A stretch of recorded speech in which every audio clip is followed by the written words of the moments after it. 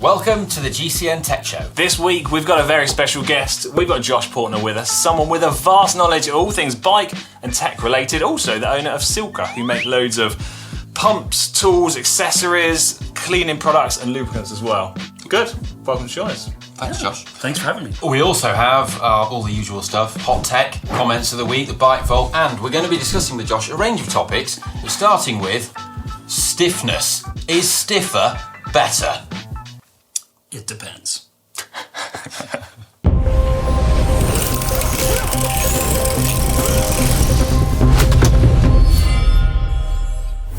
So for this week's main talking point, the one thing I first wanted to discuss with you, Josh, was I wanted to find out some industry insider secrets so that we could sort of dispel the fact that the whole cycling industry is a hoax. But It's a big conspiracy. Yeah, it's a big conspiracy theory, but Ollie kind of wanted to dive in first and talk to you about stiffness. You wanted to talk about it too. I did want to talk about it, but you've jumped ahead of my industry secrets. So, right, it feels like it's not as big a topic as it once was, if we go back into sort of the 90s and stuff, because it feels that weight and aero are now bigger considerations, but it is still something that marketing departments in the cycling industry talk about stiffer being better in bikes and wheels and such alike. What's your take on this, Josh?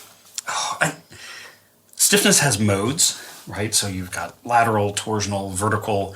And I think the industry did a great job for a number of years with this, laterally stiff, vertically compliant, but there's other modes, the twisting. And then Tour Magazine, Germany, I love you guys, but they developed this stiffness test, and bikes essentially became measured by how light were they, and then how well they did in this tour test.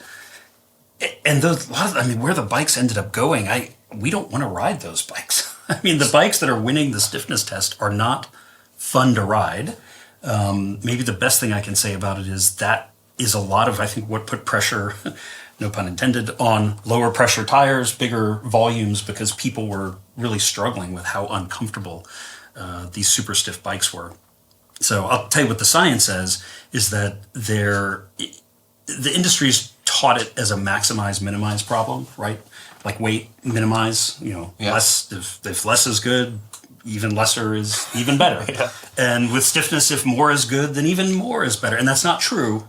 It's actually an optimization problem, that there is a point you can cross that it's too stiff. Right. So what you're saying, if I'm hearing you right, is that the Tour Magazine test carried so much weight amongst the industry and consumers that some bike brands were perhaps designing their bike to pass the Tour Magazine test rather than to perform in real life. That's got to be not the right way of going about it. Yeah, we have, won't name them, but half a dozen brands probably that I think spent a good decade designing bikes just to try to win that test. Because Tour Magazine, particularly in the German market, but all the way up Scandinavia, Eastern Europe, what Tour Magazine says is what sells. And so if your bike was at the top of that chart, you were going to sell some bikes. And is it the reason why we're now spent the last 5 years starting to use wider tyres and lower pressures constantly? I think there's definitely a connection there. I think the bikes got very uncomfortable. We still have a lot of stuff we don't fully understand about. I have a theory I call skating that we see when a bike gets very stiff, it actually climbs slower. And so I have this theory that I call skating, where when you're out of the saddle, if the bike can flex in this plane, that you think of like skate skiing, the wheel actually aligns away from the force. And you don't hear as much tire scrubbing. I'm sure you guys have noticed I know what you're saying. Really stiff bike, you get that when you're out of the saddle. And you ride we've got an old Raleigh That's here. Not mine. That's Ollie's personal bike. No, I'm kidding. But these old 1-inch steel tube frames, when I was racing, you'd train on the 531 and you'd race on the 753, and we thought, it's so much faster, it feels so good. The reality is those bikes were less stiff but lighter than the others. And they were incredibly efficient climbers. And so, there's not really good science done here yet. It's a lot of mental modeling and theorizing. But I think there's something to it, and we certainly are seeing some of the top brands now actually kind of softening, de-stiffening, maybe is the way to say it, some of their top models based on, what their Tour de France athletes are saying, and based on the data that they're seeing, that the less stiff bike climbs better. Because I guess that's one of the downsides I was going to say, potentially, if you looked at an aero bike, is that purely by the shape of the tubes and the design, it's almost round the wrong way. The aero profile tubing is allowing it to be flexible in the way you don't want it to be flexible, and really stiff and harsh ride. It's almost like the wrong way that you want it. It certainly adds to the challenge. Yeah. It certainly adds to the challenge, But those are good shapes for that sort of like in-plane flexibility. And so it really then does come down to getting that vertical compliance piece. So, right. So what you're saying is that at the moment, people don't fully know the answer as to what is the optimum stiffness for a bike. I think our industry has done very well at creating sort of these mental models for all of us to believe in, but we don't, in full disclosure, we don't fully know that those mental models are correct. So we're trying to solve the problem, we're just not sure if that's the right way. Because there is always, you see it with shoes as well, they have the stiffness index. The stiffness index, that's the worst. And it's completely nonsensical. But like 15, best option. Yeah. What does that mean? 15 what? But like there's that classic narrative is that if you've got any flexing, that's it's like Newtonian physics. It's absorbing energy, and energy is being then lost and dissipated, and it's not transferred into propelling you forwards in motion. Right. So you're saying that's not necessarily totally correct. I'm saying we don't 100% know. I mean, there's clearly truth to that model. Right? If you put load on something and it flexes back, even if it's a very low hysteresis material like steel, there are going to be some losses. But I think there are other possibilities there that maybe some of that flex is giving you another beneficial, reduction in rolling resistance, or I think it was Keith Bontrager, he argued a lot that you actually wanted some flexibility and movement in your cranks and your drivetrain because that was things aligning to make kind of cleaner force pathways. And I mean, that's just another mental model. But it I've makes never sense studied like it. that, doesn't it? Yeah, that theory is a good idea. Yeah, I think that to me is proof of, we could probably have half a dozen of these mental models or theories that some PhD student out there needs to grab a hold of and really study rigorously, because there are areas like that where I think we're generally guessing, if I'm fully honest. I think part of what you said earlier also leads to a little bit of this confusion, is that we're naturally drawn to like the extremes. So when you said about weight, everyone goes lightweight, the lighter it is, the better it must be. But obviously there's a point where that's not the case. And the same for stiffness. Everyone goes, well, stiff is better, so I want the stiffest bike possible. So as humans, we want to see the extremes, and then you're like, well, maybe that isn't actually the best solution.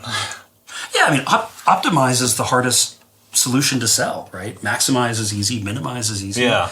How do we sell optimize to people, right? It's a lot of, it depends. Well, in this case that, in this other case that, it quickly snowballs into something much more complicated. And so I think the marketing side of the industry has really kind of tried to push things into these little boxes. Some is good, more is better. Yeah. I think the most recent bike that I can think of that's taken the approach of going back to sort of focusing a bit on stiffness is the Orbea Orca that we've just picked up. And people are quick to say, oh, everyone's going back to focusing on stiffness now because they've promoted aero for too long and now they need something new. But there is a valid argument to be had. Back to round tubes, basically. Yeah, there's a valid argument to be had that sometimes progressing one way has been good, and then you realise, well, we can make more progress going back to a different design. It's hard to know. Yeah. Do you think we've spoken about stiffness enough that you're happy with it? I never think we've spoken enough about stiffness, but okay. for now, I think we can.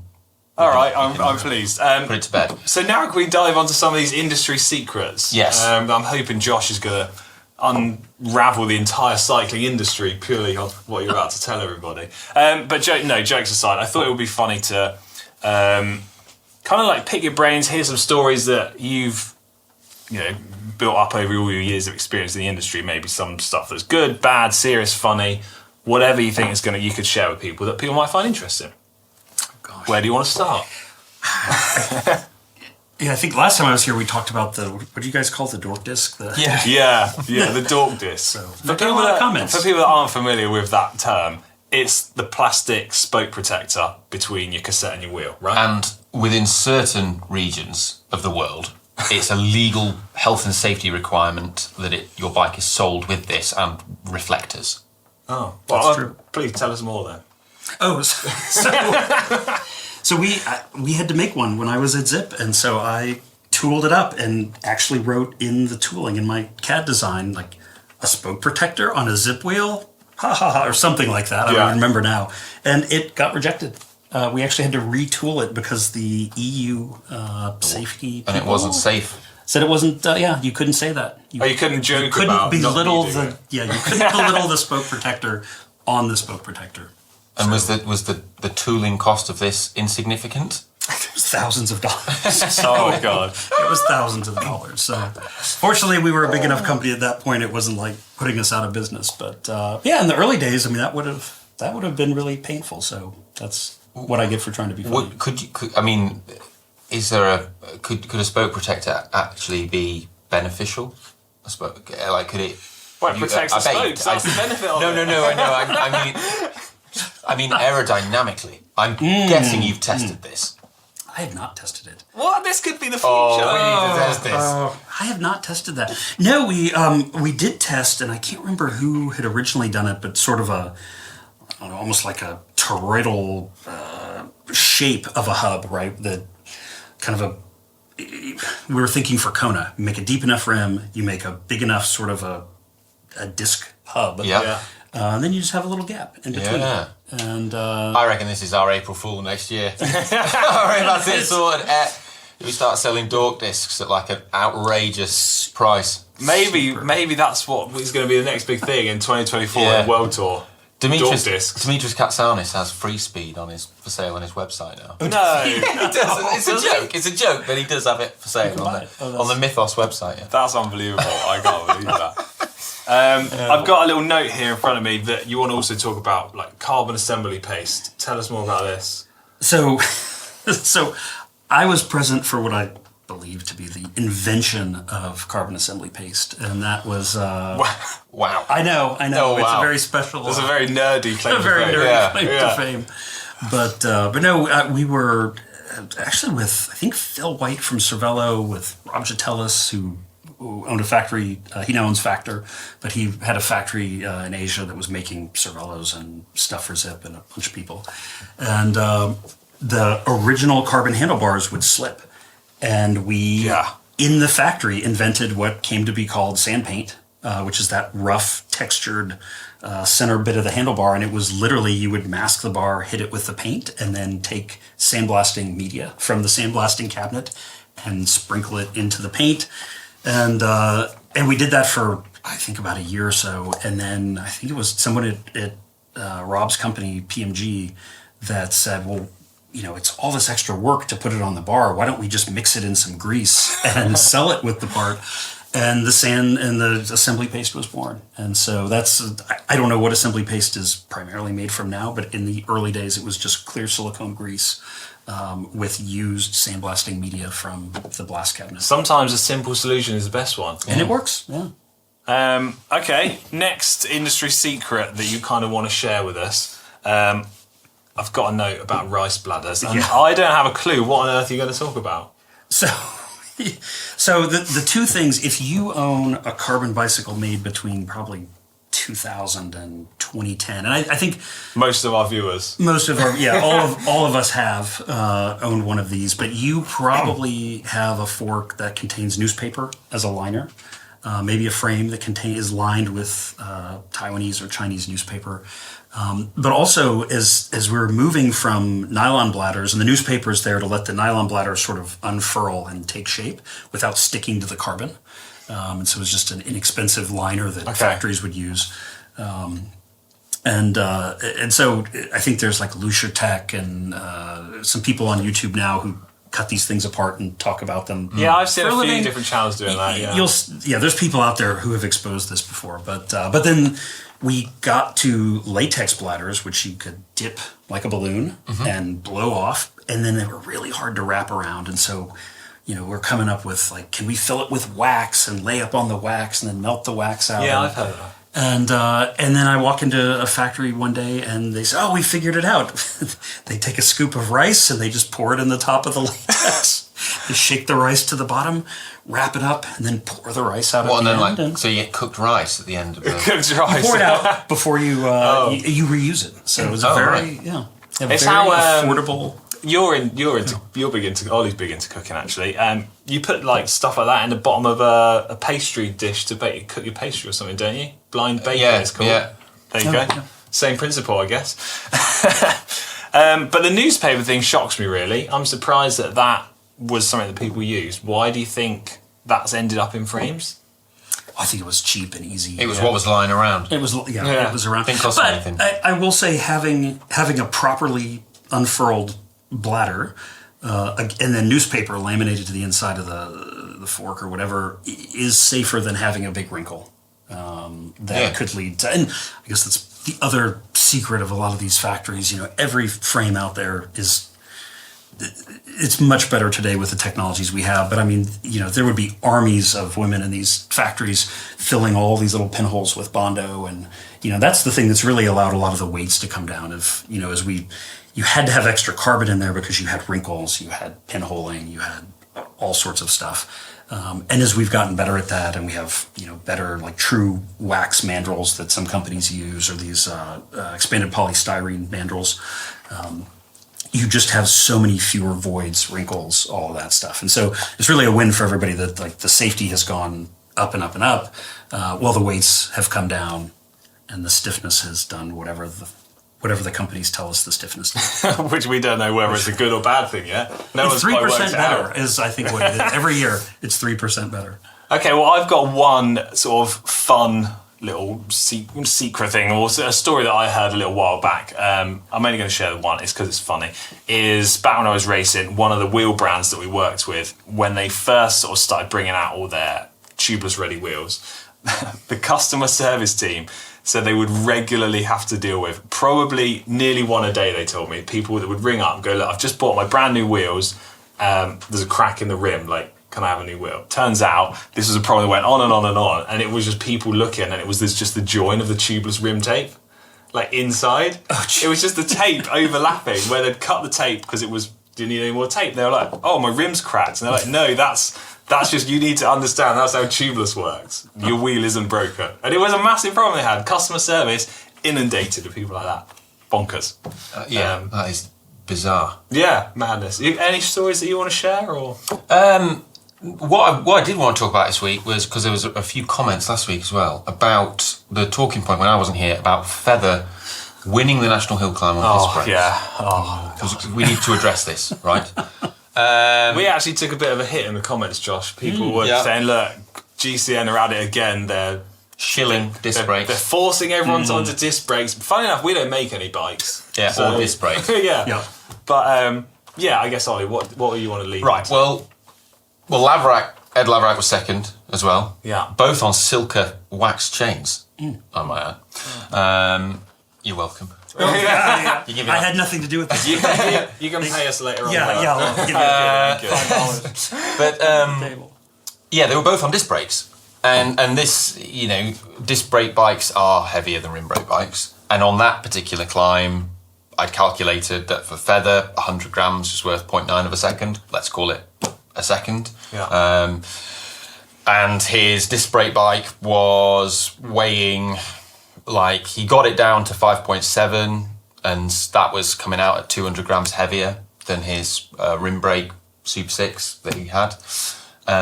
So for argument's sake, we're talking 2 second penalty. He won by 20 seconds. So he would have, But then what you've got to remember is that both those two guys are riding disc brakes purely because they're both well, they're the best riders in the event, which they proved with their performances, and they're sponsored riders.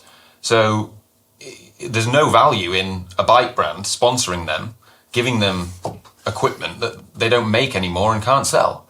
And they just, only disc brake bikes are being made now for top-end bikes. But I think the argument that people were making, and what I really want to hear your thoughts on, Josh, is that people saying, regardless of anything else, people in the comments, I can't believe I'm saying this because they weren't there and they didn't ride the bike, are saying that these guys are still going to be faster on a super lightweight, potentially really flexible rim brake bike from 5-10 years ago. What's your take on it?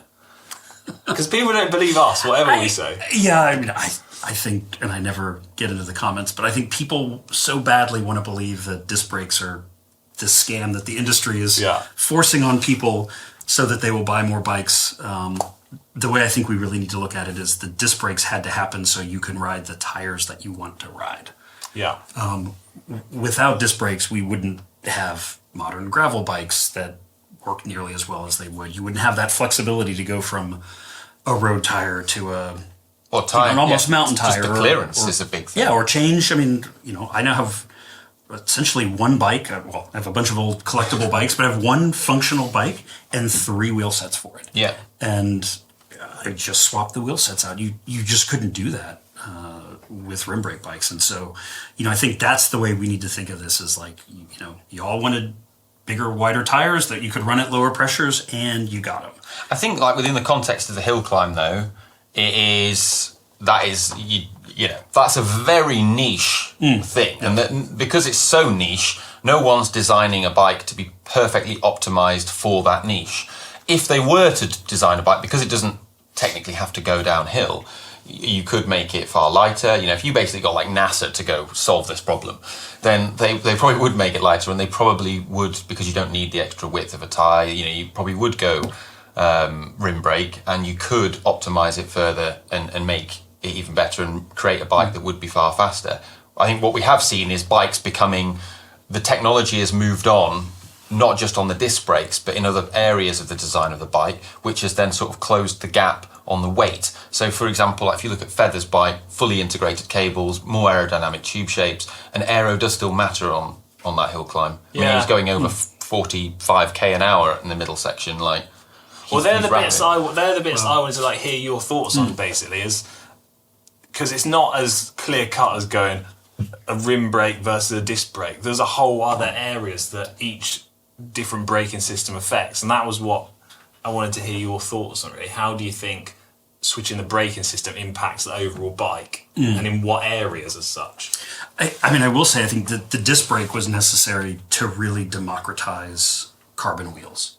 Okay. Right. So you think of the biggest expense in carbon clincher becoming tubeless wheels was the high temperature resins. I mean, we would pay. I mean, when we did the first Firecrest project, we were paying more for the resin in the rim than for the carbon fiber itself. Wow. This stuff is super expensive, but you need to handle 400 Fahrenheit, give or take. Yeah, and delamination was still a massive problem. Yeah, and it's expensive to make. You need much, much higher grades of tool steel to cure at the temperature and keep the tooling round. The cure times are much longer, right? So, everything about those wheels was bloody expensive. And when you take the brake heat out, that's not a problem. And so the other challenge the engineers face is that when you toughen a resin system, the tougheners are generally some sort of kind of rubber or TPU type material. They tend to lower that glass transition temperature of the resin. And so if you want toughness, the temperature comes down. And so you're always kind of having to work along this continuum of higher temp, greater toughness. Now they can optimize purely for toughness. But that really has allowed us to get to, some pretty high quality wheels at some pretty good prices. So, think back to the mid 2000s, 2010 when we launched Firecrest. Those were $2,800, $3,000 wheels.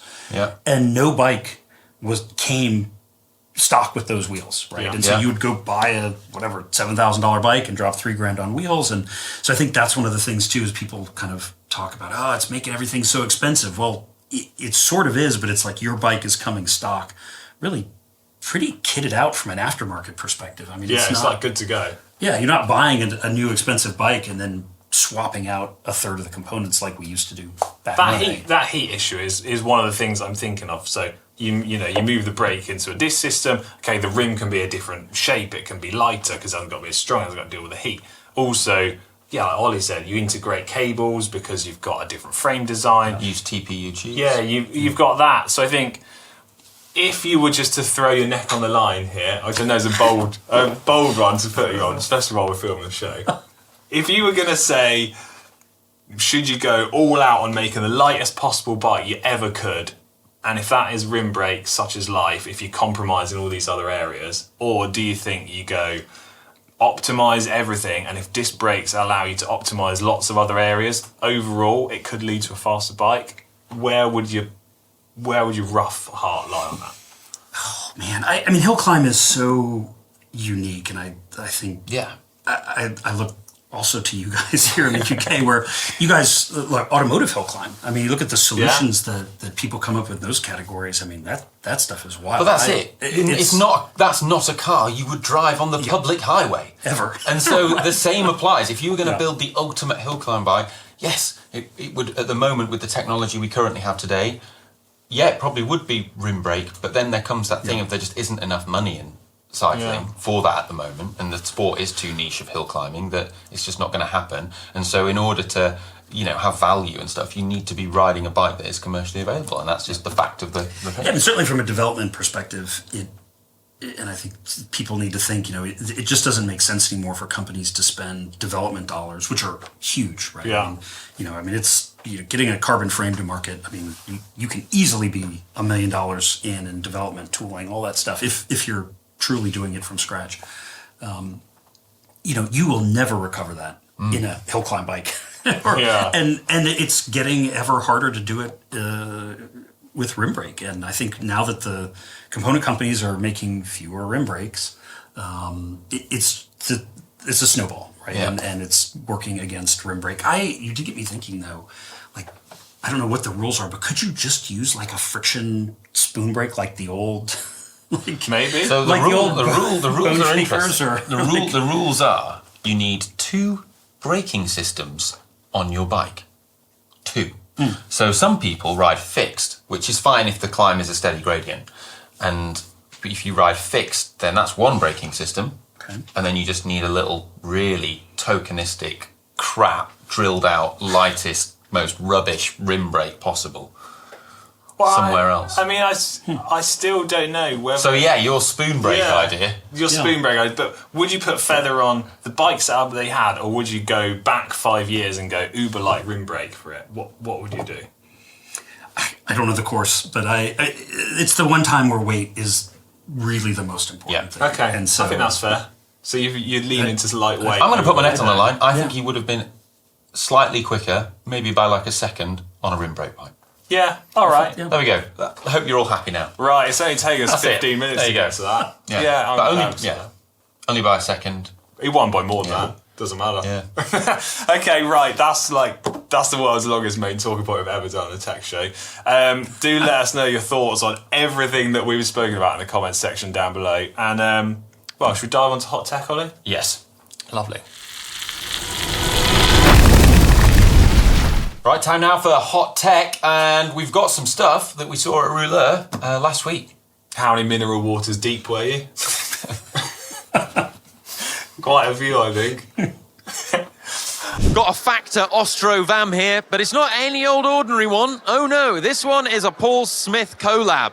So this livery paint job on here is, designed and specced out by Paul Smith. So what makes it actually deceptively complicated to paint is the mixture of matte and gloss finishes and very particular colours as chosen by Paul. He's very particular about the exact Pantone shade that goes on here. So you've got this sort of matte pastel green, then this matte yellow, but then gloss black, gloss blue, different blues, and then Paul's logos in sort of silver. It's very, very nice. Very distinctive, very different. Yeah, let me know what you think. DT Swiss have got some really nice looking wheels that I've found. So from a distance, this looks like they're top-end Montchesseral super lightweight climbing wheel. It's not. It's actually a new one called the AR 1600. So it's a 30mm deep profile. So, yeah, quite shallow, designed for climbing. But this is a much more affordable upgrade wheel set. These are around $750 a pair. They've got the DT Swiss 350 hubs on there. Really nice. I'll do a free hub sound check in a sec. They sound great. But this is actually an alloy rim. But despite that, they're around 1,600 grams a pair. So they're really light. They've got really, nice DT Swiss bladed spokes, internal nipples, tubeless compatible, hooked rims, because DT believe that hooked rims are safer and give you more tyre choice than hookless. But yeah, really cool. Like these a lot. Oh, and aerodynamics by Swiss side. But yeah, let's check out the sound.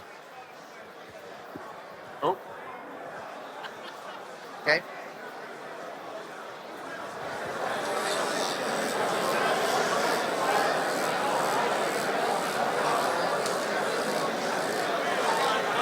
Okay.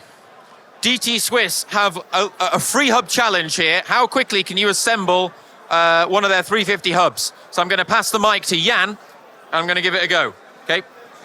Put your hands here, Yeah. and once you lift them, you will start. Okay.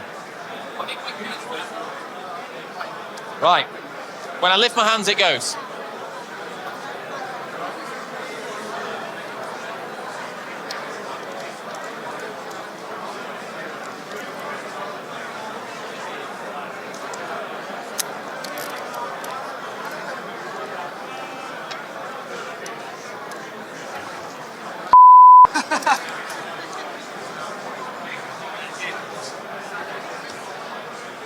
Well, yeah. How about 17? It was quicker than that. It just. Well, second place. I'll take that. Not often I get second place at anything. Ribble have got some amazing custom painted bikes in the stand. This is their SL endurance bike. And I love the way that the stem is custom painted to match the cockpit and the fork. And then this kind of beautiful gold logo on the front, which is then color coordinated with the gold chain. New Mavic wheels, P0 SL tyres, and THM chain set and Cella Italia Techno saddle, 6.5 kilos, mega. This one is their Ribble X, sort of all-road e-bike. This custom paint job has been done by an artist called Vic Lee, and I mean, it's amazing. It's all actually hand painted, this, and it looks really cool. It's very different, but I love it. This one is their titanium prototype all-road. So yeah, a prototype bike that's, again, been custom painted and has this intriguing aero handlebar on it, which is reminiscent of the one that's found on the Ultra SLR behind me, their aero bike. But yeah, it looks very smart. And again, I love the custom painting on the fork and the handlebar and the seat post. Really smart. And the paint job on this SLR is to commemorate the Royal British Legion and all the veterans of conflicts and people that have died in conflicts, no matter what side they're on. So yeah, pretty cool. You see you got the roundel on there, a bit like the RAF. But let us know, out of these four, which one would you pick? I quite like the all-road e-bike, to be honest. I think I'd go for that one. Be proper cool bombing around town on that. Right, okay, one more thing to just add into hot tech before we move on, actually, is, in case people didn't see last week, SRAM have issued a recall on their shifters. Not all shifters that they make, these are just the ones which they're selling in terms of like aftermarket sales, so not complete bikes. Essentially, it means that some of the shifters could work loose because there was too much thread lock applied, and when you torque it up, that isn't actually applying onto the clamp. So head over to the SRAM website if you want to double check whether anything you have is affected. But at the moment, they say it's only affected in North America, and there's a simple fix. It's just to fit a new bolt and clamp. Happy days. More hot tech next week. Time now for comments of the week. Oh, Alex, yeah. what's the first one? Right, sorry Josh, I'll share you with us here so you can see. So the comments from underneath last week's show, Laughing Saint 66 says, so Ollie never leaves the house without his favourite tool, and yet he does the 312 mile, it's actually kilometres, ride around Mallorca without puncture kit. Seriously? Seriously? And on the end, no. Right, you need to just. We've got a lot of stick for this. Oh, we've got mocked so much, Josh. Right, we did both have puncture repair kits, right? But we put them in the support vehicle that was with us. But what happened? It was a perfect storm. The support vehicle had just driven about a kilometre up the road, pulled into a lay-by where there was no phone signal. Yeah. And that was the exact moment we both got punctures. And No, I didn't get a puncture. Oh yeah, well, I got a puncture. Yeah, I got a puncture, right? But, I just laughed. But the reason, that was marginal gains. You're on board with this. We took off our saddlebags and put them in the support car. Yeah. And we had the spare wheels in there. Marginal gains. Well, whatever. We were going up a big climb. Until it wasn't. Yeah. Until it was marginal gains until we stood at the roadside. 10 minutes. Waiting for someone to ride past with an inner tube. Yeah. Okay. Next comment in. Great show. Doggy lover. 1958. Yeah. Interesting. Great show, Alex and Malon. Personally, I love hill climbs as they're accessible, fun, and a great event that anyone that's climbed on a hill, climbed a hill on a bike can relate to. They say, I reckon, if you approach the world's best climbers in the right way and the right time of the year, they might just do it for kudos. But this is because last week I said what we need to get is an ultimate mega showdown hill climb of just the world's best climbers. Think of plucking them out from the world tour and going, we're going to race up Alpe d'Huez, bottom to the top. Pogacar at the National Hill Climb against Feather. So I suggested we could put a massive prize up for grabs. I don't know how we're funding this, but someone in the comments suggested we crowdfund it. I would love it, yeah. It would be an amazing race. Some big throwdown. We could get Silca on board. You could sponsor it. I would love to be part of that. It would be amazing. I would love that. Other comments from Rouleur Live. What we got, Ollie? So this is from EcoRoof 1986. This was the J. Laverack Aston Martin bike that came with a fancy case that came with it. In fact, really beautiful carbon bike box thing. Aluminium and carbon bike box. And someone said, can you imagine the scratches on that carbon bike box after the flight to Mallorca on EasyJet? Yes. The bike, and you get the box with it for free. For free? Yeah. I think you've probably paid for the box in the original price. What are you on about? The bike only costs 47 grand. I didn't know that. Where's the room for the bike box? Yeah. It's built in. Yeah. There you go. Josh, do you want to just read out this comment, actually? We'll let you get involved. Interesting username. I don't know how we're saying this username. We'll put it up on screen. Seattle Girly. What's the comment got to say? I love it how Ollie just gets louder with every mineral water he drinks. Great presenting, as always. Yeah, that's true. One of my favourite bits from Rouleur was when Alec Briggs took the mic off you and ran off. Yeah. And he just, whatever.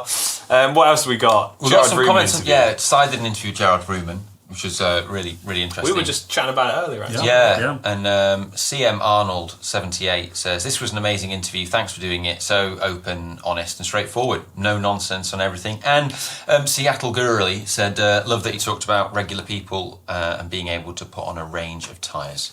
I think if we did a big mega video call with us, the three of us, and Gerard Vrooman and Si, we could just put the whole industry to rights. It would be a mega video call, wouldn't it? But I think we might upset some people if we do. Anyway, right, it's now time for the bike vault. And first up, this week, I'm putting my bike in from Big Sugar. I don't actually have the most super nice bike in front of me at the moment. I'm going to find that in a minute. Is that a dropper post? No. But what do you make of my bike? I said last week I'd upload it into the bike vault. Jaunty angle. Yeah. Why have you taken a picture of it in the shade? No. I'm not having Josh, you got anything good to say about it? Wow. It's very America. It is. We've got an eagle. We've got a flag. Yeah. Anything about the bike, guys? Crank's not quite horizontal. Yeah, all right. I got to pick on you a little bit with Ollie. At least it's not a dropper post. Oh, no, I found the dropper post. Not a fan of dropper post. I like dropper posts. What are we thinking? Just a nice, not a super nice? Nice. Okay. Also, our bikes can never be super nice. Yeah, but when you weren't here last week, yours was the most super nice bike from the week before in the app. Yeah. So I had to put it in. There you go. All right, I'm taking a second. Yeah! Josh, you can come back. Willy Bob. Willy Bob next with, what is this? A giant. No, not feeling this? It's not even a drop from the saddle to the bar, it's a rise from the saddle to the bar. Yeah, I mean, there's a lot of things going on here, aren't there? but it's fundamentally, it looks like the bike is not set up correctly, or they've bought a bike that is too big for them. Okay. Are we going to just go nice on this? Yeah. Just nice. Josh, who have we got next? Fisher Matt. Oh, Fisher Matt. What bike have we got? An original. I don't know. No, an origin. Origine? I don't know. I don't know. It says it's called a Tuxedo from 2022. What are your initial thoughts on this? It's pretty clean. I like it. I like the... It's a nice looking bike, though. Yeah. Setup is nice. Good saddle to bar drop. Yeah. That OG flight saddle. Oh, I'm yeah. always a fan. It's and in that kind of doesn't quite match the tire sidewalls, but I see where he's going with that. I'm interested to hear your thoughts on this. What are your feelings about running Shimano groupset and Campagnolo wheels? Ooh. Can you deal with that, or is that a no from you? I can deal with that. Oh, okay. You're quite a lenient guy. Yeah. All right. I'm going to super nice that, Ollie. Josh? I'm going to leave it to Josh. Josh? Oh, let's see. Next in, is my name Ben? Fantastic username. I presume it is called your name, Ben. It's a Genesis Equilibrium 2015. Oh, I think we can super nice that one. Yeah, I think we can go. It's nicely presented. Should we go straight in on super nice? Yeah. Bike looks gold. What's on the back? Silver components, right? That's another. Yeah, Black nice. components were not my favorite thing the industry has done. It's not a secret anymore. You've told everyone that you don't like black components. Yeah. Maxime Maxime Poertner, 1978. What is it? A BMC Kaisers? Caius 01. I don't know what that. I don't know what a BMC Caius. Well, it's one of those. Yeah. Zip wheels that are well past since you left Zip. Is it a gravel bike? Yeah, Those are some pretty good sized. yeah. I like it. It's upsetting me that it's leant against this really rough wall that could scratch. I think the any pedal's bike. taking it. I think the pedal is taking the. I don't think it's lent against the paint. I hope it's not. I really It's hope an not. interesting valve stem position. I think that they're not bottom dead center, but they are aligned. Oh yeah, they It was are an interesting aligned. choice. Wonder why Yeah. they position them like that. Yeah. Interesting. Well, I think that's a super nice. That one. I think it's. Oh really? All right, I'm going nice. So Josh, it's down to you. Oh, well, super nice. Too kind. That was it. Is that it? Oh, all right. Bumper edition of the Bumper show. Josh, it's been absolutely mega having you on the show. I hope everyone else at home has enjoyed hearing all your thoughts on it. So yeah, get involved in the comments and also subscribe to GCN Tech because we're about to film some more cool stuff where we hear what Josh has to say about it. Yeah. Catch you later. See ya. Bye.